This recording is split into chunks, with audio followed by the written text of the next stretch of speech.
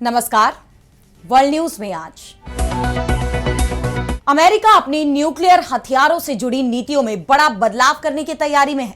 अब अमेरिकी सेना को बड़े परमाणु हथियारों के साथ साथ छोटे एटम बम यानी टैक्टिकल न्यूक्लियर हथियार भी इस्तेमाल करने का अधिकार देने की तैयारी चल रही है।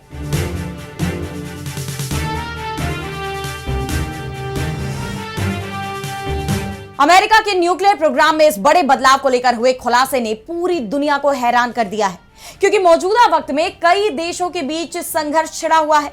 खुद अमेरिका भी जंग में उलझा हुआ है। ईरान से लेकर चीन और रूस जैसे देश उसे चुनौती दे रहे हैं। ऐसे में सवाल ये उठ रहे हैं कि क्या अब जंग में परमाणु हथियार का इस्तेमाल करेगा अमेरिका? उसकी न्यूक्लियर पॉलिसी में बदलाव की इस खबर से हड़कंप मच गया है। इस पर हम करेंगे विस्तार से चर्चा, लेकिन आइए जरा उन खबरों को भी देख लें जिन पर आगे होगी बात। हूती विद्रोहियों का यमन और सऊदी अरब पर बड़ा हमला। यमन के 58 सैनिकों की मौत, जबकि सऊदी में 11 घायल, कई जगह लगी आग। ईरान जंग को लेकर मुश्किलों से घिरे अमेरिकी राष्ट्रपति ट्रंप हथियार भंडार खाली होने की रिपोर्ट्स को किया खारिज। झूठे दावों को लेकर तेहरान ने कसा तंज। इजरायल पर भड़के यूएई समेत 8 मुस्लिम देश, कहा खतरे में है गजा पर ट्रंप का प्लान। युगांडा और मोरक्को ने की अपने सैनिक भेजने की तैयारी। और चलते चलते में देखेंगे, धीरे धीरे सूरज ही कर देगा मंगल ग्रह का अंत। नई स्टडी से टेंशन में वैज्ञानिक। इन सभी खबरों पर हम विस्तार से करेंगे बात, लेकिन पहले एक नजर हेडलाइंस पर। इंस्टाग्राम और फेसबुक की पेरेंट कंपनी मेटा को अमेरिकी कोर्ट से बड़ा झटका। बच्चों की सुरक्षा में चूक पर 5,400 करोड़ रुपए चुकाने का आदेश। आयु सत्यापन लागू करने का आदेश देने से किया इनकार। अमेरिकी राष्ट्रपति ट्रंप ने बर्थ राइट नागरिकता पर फिर कसा शिकंजा। बर्थ टूरिज्म रोकने के लिए भी साइन किए ऑर्डर। ट्रंप की इमिग्रेशन पर सख्ती की नीति का हिस्सा माना जा रहा यह फैसला। इस्लामिक नेटो हुआ तैयार। सऊदी, तुर्की और पाकिस्तान के बीच आज होगा ऐतिहासिक रक्षा समझौता। पिछले कई महीनों से तीनों देशों के बीच चल रही बातचीत। भारत साफ करे चाहता क्या है। दिल्ली से पूर्व पीएम शेख हसीना के बयानों पर भड़की तारिक रहमान की सरकार। बांग्लादेशी विदेश राज्य मंत्री शमा ने भारत से मांगा जवाब। तो दुनिया इस वक्त काफी अनिश्चितता के दौर से गुजर रही है। पश्चिम एशिया जंग की चपेट में है। ईरान और अमेरिका में अब तक युद्ध विराम की सारी कोशिशें नाकाम रही हैं। इस बीच यमन के हूतियों ने भी नया मोर्चा खोल दिया है। उधर चीन और ताइवान के बीच भी जंग के ही हालात बने हुए हैं। उत्तर कोरिया की तरफ से भी लगातार शक्ति प्रदर्शन किया जा रहा है। और रूस और यूक्रेन की जंग को तो 5 साल पूरे होने वाले हैं। ऐसे में सभी देश जहां अपने डिफेंस को मजबूत बनाने में जुटे हुए हैं, वहीं अमेरिका ने एक ऐसा कदम उठाया है जिसने पूरी दुनिया की चिंता बढ़ा दी। दरअसल अमेरिका अपनी परमाणु नीति में बदलाव करने की तैयारी में है। अब वो केवल बड़े परमाणु हथियारों पर ही निर्भर नहीं रहने वाला, बल्कि अमेरिकी रक्षा विभाग छोटे परमाणु हथियारों पर भी फोकस कर रहा है। जी हां, ये दावे अमेरिकी मीडिया एनबीसी न्यूज की रिपोर्ट में किए गए हैं। एनबीसी न्यूज की रिपोर्ट के मुताबिक पेंटागन ऐसी नीति बना रहा है जिसमें बड़े परमाणु हथियारों के साथ छोटे एटम बम यानी टैक्टिकल न्यूक्लियर हथियारों के भी इस्तेमाल का विकल्प होगा। जरूरत पड़ने पर इनका इस्तेमाल दुश्मन के सैन्य ठिकानों या सीमित युद्ध में किया जा सकेगा। इस नई नीति पर पेंटागन के नीति प्रमुख एल्ब्रिस कोल भी काम कर रहे हैं। उनका मानना है कि अभी राष्ट्रपति के पास या तो बड़े परमाणु हमले का विकल्प है या फिर कोई जवाबी कार्रवाई नहीं करने का। लेकिन नई रणनीति में बीच का रास्ता निकाला जा रहा है, ताकि जरूरत पड़ने पर छोटे परमाणु हथियारों का इस्तेमाल कर दुश्मन को रोका जा सके। गौरतलब है कि टैक्टिकल न्यूक्लियर हथियार कम क्षमता वाले परमाणु हथियार होते हैं। इन्हें पूरे शहर को तबाह करने के बजाय युद्ध के मैदान में दुश्मन के सैन्य ठिकानों, airbase, missile launch site, tank formation या सैनिकों की तैनाती जैसे सीमित लक्ष्यों पर इस्तेमाल करने के लिए बनाया जाता है। लेकिन एक बात तो तय है कि छोटे चाहे बड़े किसी भी परमाणु हथियार से जो तबाही मचेगी उसका असर सालों तक रह सकता है। इन छोटे एटम बम से बड़े पैमाने पर भले ही तबाही ना मचे, लेकिन इसका असर बहुत घातक और बहुत डरावना होगा। ऐसे में अमेरिका की इस नई रणनीति को लेकर चिंताएं बढ़ गई हैं, क्योंकि ये ऐसा कोई पहला फैसला नहीं है, बल्कि इससे पहले भी अमेरिका ने अपनी परमाणु नीतियों में बदलाव के संकेत दिए थे, जब उसने रूस के साथ न्यू स्टार्ट संधि को रिन्यू नहीं किया था। अमेरिका और रूस के बीच परमाणु हथियारों को नियंत्रित करने वाला यह समझौता 5 फरवरी 2026 को पूरा हो गया और इसे आगे ही नहीं बढ़ाया गया, जिसके बाद दोनों ही देश अपने अपने परमाणु हथियारों के इस्तेमाल के लिए तमाम पाबंदियों से आजाद हो गए। इस कदम के बाद से ही इस बात को लेकर चिंता जताई जा रही थी कि अब दुनिया भर में नए सिरे से परमाणु हथियारों की होड़ शुरू हो सकती है। जबकि 1985 में सोवियत नेता मिखाइल गोर्बाचेव और अमेरिकी राष्ट्रपति रोनाल्ड रीगन ने ही संयुक्त रूप से घोषणा की थी कि परमाणु युद्ध जीता नहीं जा सकता और इसे कभी लड़ा नहीं जाना चाहिए। लेकिन अब अमेरिका अपनी प्रतिबद्धताओं से पीछे हटता नजर आ रहा है। दरअसल परमाणु नीति में इस बदलाव के फैसले के पीछे की वजह मौजूदा वैश्विक हालात को बताया जा रहा है, क्योंकि ईरान जंग में जिस तरह अमेरिका का सुपर पावर होने का गुरूर टूट गया, वहीं चीन भी अमेरिका को आंख दिखाने का मौका नहीं छोड़ रहा और रूस के साथ तो हमेशा से ही हथियारों को लेकर होड़ रही है। ऐसे में अब अमेरिका को लगता है कि अगर भविष्य में चीन या रूस से जंग हुई तो सिर्फ बड़े परमाणु हमले का विकल्प काफी नहीं होगा, इसलिए वो छोटे एटम बमों को भी अपनी सैन्य योजना में शामिल करना चाहता है। उसका मानना है कि इससे दुश्मन पर दबाव बनेगा और जरूरत पड़ने पर सीमित जवाब देना आसान होगा। लेकिन अगर अमेरिका ने छोटे परमाणु हथियार भी उठाए तो यह तय है कि दुनिया में न्यूक्लियर वॉर छिड़ जाएगी, जो महाविनाश लेकर आएगी। ऐसे में अमेरिका का यह कदम वाकई डराने वाला है। और अब बढ़ते हैं अगली खबर की तरफ, जहां हम बात करेंगे हूतियों के बड़े हमले की। तो यमन के हूती विद्रोहियों ने यमन सरकार और सऊदी अरब पर बड़ा हमला बोला है। पिछले कुछ वक्त से लगातार इस क्षेत्र में तनाव बना हुआ है, जो अब बड़ी जंग का रूप लेता नजर आ रहा है। सऊदी अरब और हूतियों के बीच जारी टकराव ने क्षेत्र में 2022 में लागू हुए युद्ध विराम को भी संकट में डाल दिया है। सबसे पहले हूतियों ने यमन में सैन्य ठिकानों पर बैलिस्टिक मिसाइल और ड्रोन से हमला किया, जिसमें 58 सैनिकों की मौत का दावा किया जा रहा है और दर्जनों अन्य घायल हो गए। यमनी अधिकारियों ने बताया कि इन हमलों में मारेब और हद्रामौत प्रांतों में अंतरराष्ट्रीय मान्यता प्राप्त सरकार के मिलिट्री कैंपों को निशाना बनाया गया। इस पर कड़ी प्रतिक्रिया देते हुए यमन के रक्षा मंत्रालय ने कहा कि इस हमले का जवाब सही समय और सही जगह पर दिया जाएगा। उन्होंने हूतियों पर अंतरराष्ट्रीय मानवीय कानून का उल्लंघन करते हुए जानबूझकर नागरिकों और नागरिक बुनियादी ढांचे को निशाना बनाने का आरोप लगाया है।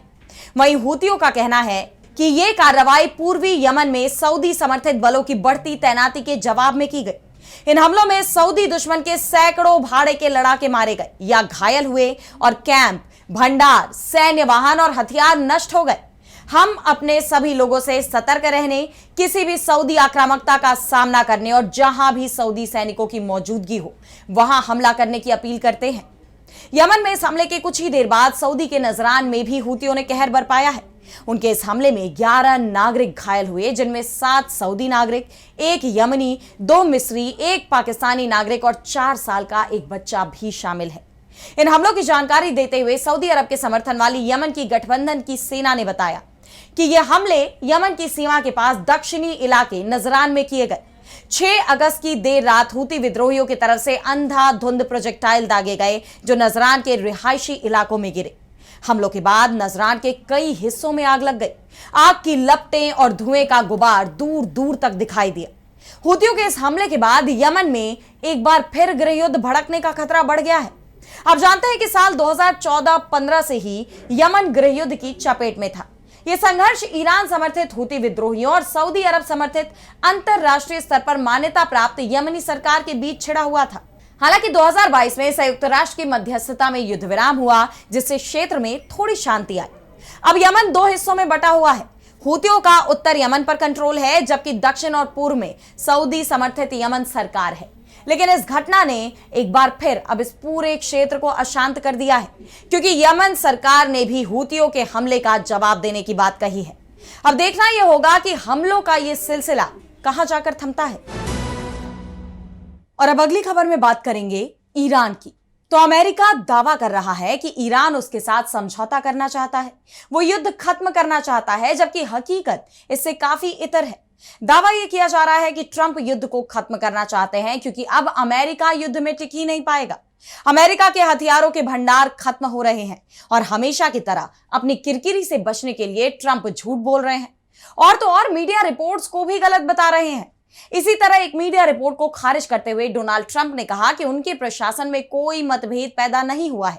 उन्होंने रक्षा मंत्री पीट हेगसेथ के साथ किसी भी तरह के टकराव की खबरों को सिरे से खारिज कर दिया।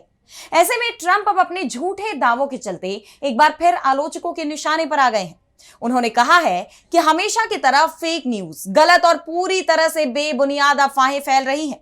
पीट हेग्सेट जो काम कर रहे हैं उससे मैं बेहद खुश हूं। और इतना ही नहीं, ट्रंप ने अपने सोशल मीडिया पर लिखा कि पीट का सेना में बहुत सम्मान है और उन्होंने जबरदस्त सुधार किए हैं। इसके साथ ही उन्होंने द वॉशिंगटन पोस्ट पर गलत जानकारी छापने का भी आरोप लगाया। उनकी ये प्रतिक्रिया तब आई जब द वॉशिंगटन पोस्ट ने खबर दी कि उन्होंने कैंप डेविड में अमेरिकी हथियारों की भारी कमी को लेकर हेग्सेट से सवाल जवाब किए थे। लेकिन अब ट्रंप ने इस खबर को फेक बता दिया है। लेकिन ट्रंप के दावों की पोल ईरान के ही एक कदम ने पूरी तरह खोलकर रख दी है। अमेरिकी राष्ट्रपति डोनाल्ड ट्रंप भले ही युद्ध खत्म होने का दावा कर रहे हैं, लेकिन ईरान ने भी अपने तेवर बता दिए हैं। दरअसल ईरान की एक संसदीय समिति एक शुरुआती बिल की समीक्षा कर रही है। इसके तहत अमेरिका, इजरायल और अन्य दुश्मन देशों के जहाजों को स्ट्रेट ऑफ हॉर्मुज से गुजरने से रोका जाएगा और नियम तोड़ने वाले जहाजों पर उनके माल की कीमत का 20% तक जुर्माना लगाने का भी प्रस्ताव दिया गया है। इसकी जानकारी खुद एक ईरानी सांसद ने ईरान की समाचार एजेंसी फार्स को दी है। और इतना ही नहीं, ईरान के संसद अध्यक्ष और मुख्य वार्ताकार ने ट्रंप पर लगातार झूठ बोलने का आरोप लगाया है। मोहम्मद बागेर गालिबाफ ने कहा कि धमकी, झूठे वादे और झूठी खबरों का इस्तेमाल करना एक नाकाम रणनीति है। यानी ट्रंप के दावों की पोल ईरान ही नहीं बल्कि मीडिया भी खोल रहा है, लेकिन ट्रंप लगातार झूठी कहानी गढ़ रहे हैं। और अब अगली खबर में बात करेंगे गजा की। तो अमेरिकी राष्ट्रपति डोनाल्ड ट्रंप गजा को दोबारा बसाने की कोशिशों में जुटे हुए हैं, जिसके तहत हमास को अपने हथियार छोड़ने होंगे और इजरायल को भी अपनी सेना गजा से वापस बुलानी होगी। हमास ने तो ट्रंप की डील मानने पर सहमति जताई है, लेकिन असली पेंच ट्रंप के ही सहयोगी ने फंसाया है। इजरायली प्रधानमंत्री बेन्यामिन नेतन्याहू ने समझौते को मानने से साफ इनकार कर दिया है। और यही नहीं, उन्होंने तो खुलकर यह बात भी कही कि गजा को लेकर ट्रंप और उनके बीच मतभेद है। ट्रंप जहां पूर्ण युद्ध विराम की बात कर रहे हैं, वहीं इजरायली सेना गजा में अपना अभियान और तेज करती दिखाई दे रही है, जिसकी चपेट में वहां की निर्दोष जनता आ रही है। और अब इस पर मुस्लिम देशों का गुस्सा फूट पड़ा। इजरायल की इस मनमानी पर यूएई समेत 8 मुस्लिम देश भड़क गए। उन्होंने इजरायल के गजा सैन्य अभियान की कड़ी निंदा की है। UAE, Qatar, Jordan, Indonesia, Pakistan, तुर्की, सऊदी अरब और मिस्र के विदेश मंत्रियों ने अपना संयुक्त बयान जारी करते हुए कहा कि इजरायल का लगातार सैन्य अभियान गजा शांति योजना के अगले फेज को लागू करने की अंतरराष्ट्रीय कोशिशों को कमजोर कर रहा है, खासतौर पर तब जब तमाम फलस्तीनी गुट अमेरिकी राष्ट्रपति डोनाल्ड ट्रंप की तरफ से पेश किए गए रोडमैप को स्वीकार कर चुके हैं। इजरायल की कार्रवाई अंतरराष्ट्रीय कानून के खिलाफ है और इससे कई महीनों की कूटनीतिक कोशिशें खतरे में पड़ सकती हैं। गजा में जारी सैन्य अभियान न केवल राजनीतिक प्रक्रिया को पटरी से उतार सकता है, बल्कि हिंसा के नए दौर को भी जन्म दे सकता है और वहां पहले से मौजूद मानवीय संकट को और गंभीर बना सकता है। इन देशों ने न सिर्फ इजरायल पर युद्ध विराम की कोशिशों को बेपटरी करने का आरोप लगाया, बल्कि उसके हमलों में आम नागरिकों और नागरिक सुविधाओं को निशाना बनाए जाने को लेकर भी सवाल उठाए। 8 देशों ने आरोप लगाया कि गजा में अस्पतालों, स्वास्थ्य सेवाओं और अन्य नागरिक ढांचे को निशाना बनाया जा रहा है। उन्होंने इन हमलों में महिलाओं और बच्चों समेत बड़ी संख्या में नागरिकों की मौत पर भी चिंता जताई। इन देशों ने कहा कि स्वास्थ्य केंद्रों, मेडिकल स्टाफ और राहत कर्मियों की सुरक्षा अंतरराष्ट्रीय मानवीय कानून के तहत अनिवार्य है और गजा के हर हिस्से तक दवाइयों, मेडिकल सहायता और राहत सामग्री की सुरक्षित और बिना किसी रुकावट के पहुंच सुनिश्चित की जानी चाहिए। उनके संयुक्त बयान में केवल गजा ही नहीं बल्कि वेस्ट बैंक और पूर्वी यरूशलेम के हालात का भी जिक्र किया गया, जहां इजरायल अपना कब्जा बढ़ाता जा रहा है। विदेश मंत्रियों ने 2 राष्ट्र समाधान या 2 स्टेट सॉल्यूशन के समर्थन को दोहराते हुए फलस्तीनी क्षेत्रों के किसी भी तरह के विलय और लोगों के जबरन विस्थापन का विरोध किया। इजरायल के खिलाफ अंतरराष्ट्रीय स्तर पर उठती इन आवाजों के बीच गजा में युद्ध विराम और उसके पुनर्निर्माण को लेकर वैश्विक स्तर पर समर्थन भी बढ़ता दिखाई दे रहा है। युगांडा और मोरक्को गजा में अपने सैनिक भेजने को तैयार हो गए हैं। ये सैनिक अमेरिकी राष्ट्रपति डोनाल्ड ट्रंप की प्रस्तावित इंटरनेशनल स्टेबलाइजेशन फोर्स का हिस्सा रहेंगे, जो गजा से इजरायली सेना की वापसी के बाद वहां तैनात किए जाएंगे। यानी अब इजरायल पर अपनी सेना को गजा से निकालने का दबाव और बढ़ता जा रहा है। लेकिन देखना यह होगा कि क्या नेतन्याहू इस दबाव के आगे झुकेंगे। और अब चलते चलते में बात करेंगे मंगल ग्रह के लिए काल बने सूरज की।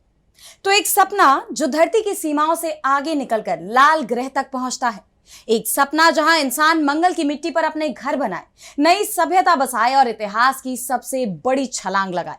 दुनिया के सबसे अमीर उद्योगपति एलन मस्क इसी सपने को हकीकत में बदलने की कोशिश कर रहे हैं। लेकिन अब एक नई वैज्ञानिक स्टडी ने इस सपने के सामने ऐसा सवाल खड़ा कर दिया है जिसका जवाब आसान नहीं है। जरा सोचिए, अगर किसी घर की छत हर दिन थोड़ा थोड़ा टूटती रहे तो क्या वहां कोई सुरक्षित रह पाएगा? वैज्ञानिकों का कहना है कि मंगल ग्रह के साथ भी कुछ ऐसा ही हो रहा है। फर्क सिर्फ इतना है कि यहां छत नहीं बल्कि पूरा का पूरा वातावरण ही धीरे धीरे खत्म हो रहा है। बॉस्टन यूनिवर्सिटी की रिसर्च जो साइंस एडवांसेस जर्नल में प्रकाशित हुई है, यह बताती है कि मंगल के पास धरती जैसा मजबूत चुंबकीय क्षेत्र नहीं है। यही वजह है कि सूर्य से निकलने वाली तेज सौर हवाएं और चार्ज्ड पार्टिकल्स सीधे मंगल के ऊपरी वातावरण से टकराते हैं।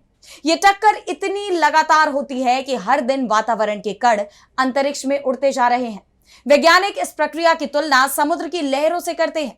जैसे तेज हवा समुद्र की सतह पर ऊंची लहरें पैदा करती है, वैसे ही सौर हवाएं मंगल के वातावरण में विशाल केल्विन हेल्महोल्ट्ज तरंगे बनाती हैं। इन तरंगों से प्लाज्मा के बड़े बड़े बादल बनते हैं और वातावरण धीरे धीरे खत्म होता चला जाता है। इस स्टडी में नासा के माविन मिशन और चीन के तियानवेन 1 मिशन से मिले आंकड़ों का इस्तेमाल किया गया।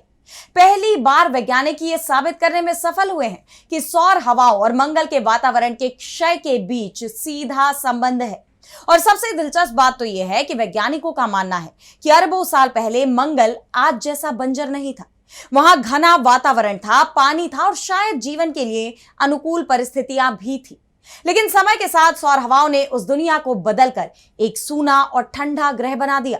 यही वजह है कि एलन मस्क का मंगल पर इंसानों को बसाने का सपना अब पहले से कहीं ज्यादा चुनौतीपूर्ण दिखाई दे रहा है। यह शोध सिर्फ मंगल की कहानी नहीं बताता, बल्कि यह भी याद दिलाता है कि अंतरिक्ष को जीतने की राह रोमांचक जरूर है, लेकिन उतनी ही मुश्किल भी है। तो फिलहाल वर्ल्ड न्यूज में आज इतना ही। देश दुनिया की तमाम बड़ी खबरों के लिए आप देखते रहिए डीबी लाइव और मुझे दीजिए इजाजत। नमस्कार।